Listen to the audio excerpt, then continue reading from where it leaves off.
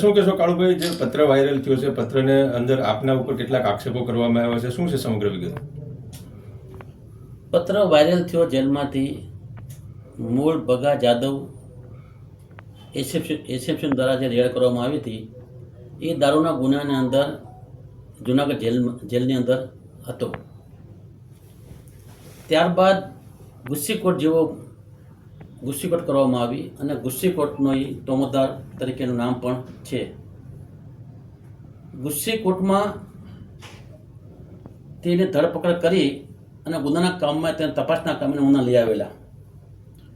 ત્યારબાદ 22/8/2025 ભગા જાદવે ચાલુ રિમાન્ડમાં હોવા છતાં પણ એક પોલીસ કોન્સ્ટેબલના ફોનમાંથી મને તેણે વાત કરી. મને ફોન આવ્યો મારા નંબર ઉપર અને મને જેલની અંદર જેલરવાળા કઈ સિસ્ટમથી જેલ ચલાવે છે રસિક ઝીણા વિશે પણ મને માહિતગાર કરી. રસિક ઝીણા આખી આ જેલ ચલાવે છે એવું ભગા જાદવે તેમના ફોનમાંથી મને પોલીસ કોન્સ્ટેબલના ફોનમાંથી મને જાણ કરી અને આખા જેલર વિશે આખી જેલ ક્યાં સિસ્ટમ ચાલે છે એ સિસ્ટમની મને વાત કરી. ત્યારબાદ ભગા જાદવે જે મને જે વાત કરી જેલના સિસ્ટમની એ સિસ્ટમના આધારે ભગા જાદવની વિરુદ્ધમાં મેં ગુજરાત સરકારમાં ગૃહમંત્રીને આખી જેલર વિશે અને ભગા વિશે મને ફોન આવ્યો એ બાબતમાં મેં આખી સરકારમાં જાણકારી આપી. ત્યારબાદ રાવ સાહેબ છે જેલ સુપ્રિન્ટેન્ડન્ટ છે, સુપ્રિન્ટેન્ડન્ટ જેલરને પણ હું રૂબરૂ મળ્યો હતો કે ભગા ઉકા જાદવનો આ તારીખે મને આ નંબરમાંથી મને ફોન આવેલો અને આ પ્રકાર જેલરવાળા વિશે મને વાત કરી છે. સાહેબે પણ ગંભીરતા લીધી.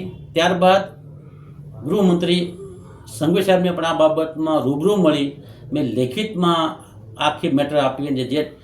જે ચર્ચાઓ થઈ એની ઓડિયો ક્લિપ પણ મેં સાહેબને રૂબરૂ આપી. રાવ સાહેબને પણ એની ઓડિયો ક્લિપ મેં આપી કે ભગા ઉકાભાઈ જાદવ આ પ્રકારને મારી સાથે આ નંબર ઉપરથી આ નંબરમાં મને ફોન આવેલો આ પ્રકાર મને વાત કરી. આટલી સિસ્ટમ થયા બાદ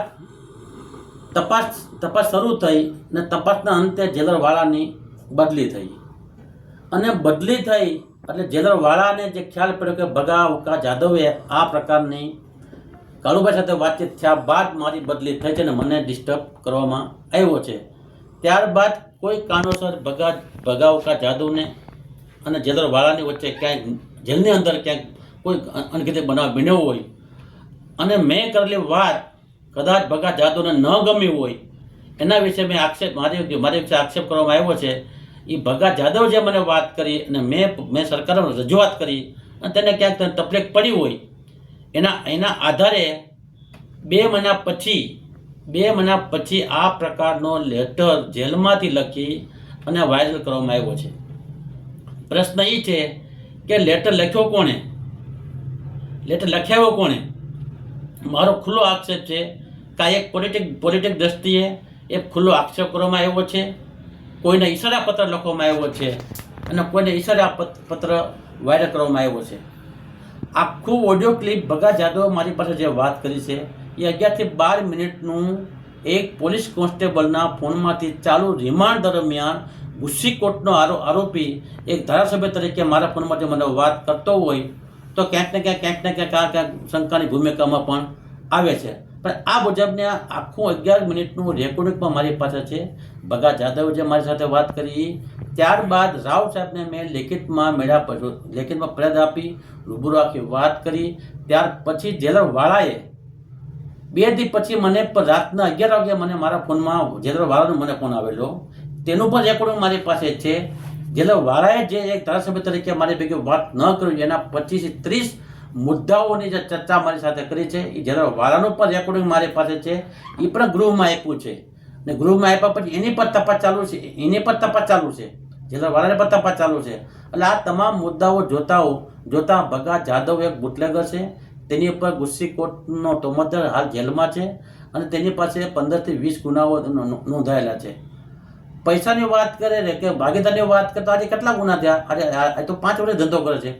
5 વર્ષથી ધંધો કરતા 5 વર્ષમાં 20-25 ગુનાઓ એની પાસે પ્રોહિબિશનના ગુનાઓ હોય અને આજે આ રેકોર્ડિંગ એનો રેકોર્ડિંગ મને કર્યા પછી સરકાર મેં રજૂઆત કર્યા પછી 5 વર્ષ સુધી આ ગામનો વતની તાલુકાનો વતની એ મને ઓળખે સાહેબ ઓળખે છે તાલુકા ધારાસભ્ય તરીકે હું હોય તો આજે જે આક્ષેપ કરવામાં જેલમાં રહીને આક્ષેપ કરવામાં આવ્યો છે એટલે ક્યાંક ને ક્યાંક જેલની અંદરથી પણ ક્યાંક એવા ગુનેગારો જેલની અંદર છે કે એના ઈશારે કદાચ આવું કરવામાં આવ્યું હોય અને મને એવું લાગે છે અને આ એક પૂર્વ પ્લાનિંગથી અમને બદનામ કરવા માટેનું મને પૂર્વ પ્લાનિંગ થયું હોય પોલિટિકલ દ્રષ્ટિએ મને એવું લાગે છે. બાકી બીજું કે અમે ક્યારેય કોઈ આ બાબતે બુટલેગરોને ભલામણ કરતા નથી. બુટલેગરોનો સફાયો થઈ ગયો છે.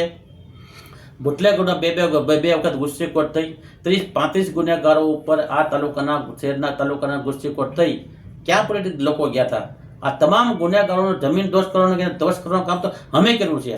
આ શહેરમાં શાંતિ સલામતી રહે એટલા માટે એના ગુસ્સીકોટ જેવા પગલાં પણ લેવાના છે અને સરકારે લીધા છે કાયદો વ્યવસ્થાને પ્રત્યે ધ્યાનમાં રાખીને. એટલે ક્યાંક એના ભાગરૂપે ભગા જાદુને ક્યાંક કોઈકને કહેવામાં આવી અને આના પત્ર લખ્યો હોય. બાકી આ બાબતમાં જે આક્ષેપ ચિઠ્ઠી દ્વારા જે આક્ષેપ કરવામાં આવ્યો છે એ સંપૂર્ણપણે વાહિયાત અને ખોટો છે. આ બાબતમાં આપણે આજે પણ જાણતા નથી, કાલે પણ જાણતા નથી અને આ ચિઠ્ઠી બાબતમાં મેં ચિઠ્ઠીના પત્ર જે વાયદા થયું છે એની ઇન્કવાયરી કરવા માટે મેં ગૃહમાં રજૂઆત કરવા પણ જવાના છે અને આ બાબતની તપાસ પણ હું કરાવીશ. કાળુભાઈ, ટૂંકમાં આપનું કહેવાનું એવું છે કે જુનાગઢ જેલની અંદર જે કંઈ થઈ રહ્યું છે જુનાગઢ જેલની અંદર થઈ રહ્યું છે, આપણે રજૂઆત કરી છે ગૃહમાં, તો ફરી એક વખત પત્ર આવ્યો છે. શું લાગે છે આ જેલની અંદર ગુનાહિત પ્રવૃત્તિઓ થતી હશે? જેલના અધિકારીઓ જ આ પ્રકારનું કૃત્ય કરાવતા હશે? જેલની અંદર પત્ર લખ્યા પછી જેલરો વાંચતા હોય, જેલરો વાંચીને પછી એ પત્ર બહાર આવતો હોય તો મારું હજી માનવું છે કે જેલમાં ક્યાંક નાની મોટી સુવિધાઓ તમને મળતી હોય અને એવું મારું માનવું છે. ઓકે જયેશભાઈ.